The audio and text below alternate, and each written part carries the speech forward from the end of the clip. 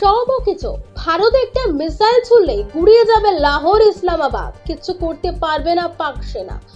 যুদ্ধ শুরুর আগেই লেজে গোবরে পাকিস্তান, যুদ্ধ করবে কি তার আগেই পাকিস্তানের বেশিরভাগ অস্ত্রই ভোতা বেরোচ্ছে। কাজ করছে না পাকিস্তানের এয়ার ডিফেন্স, অরক্ষিত পাকিস্তানের আকাশ সীমা। কোনো দেশ যদি এই সময় পাকিস্তানে হামলা করে তবে পাকিস্তানের প্রতিরোধ করার কোনো ক্ষমতা নেই। জানা গিয়েছে চীন থেকে এয়ার ডিফেন্স সিস্টেম কিনেছিল পাকিস্তান। পহেলগাঁও জঙ্গি হামলার পর যুদ্ধ আবহে ভারতের দেখাদেখি পাকিস্তানও মহড়া দিচ্ছে। আর এই মহড়া দেওয়ার সময় বিপত্তি, মহড়া দেওয়ার সময় দেখা যায় কাজ করছে না ডিফেন্স সিস্টেম।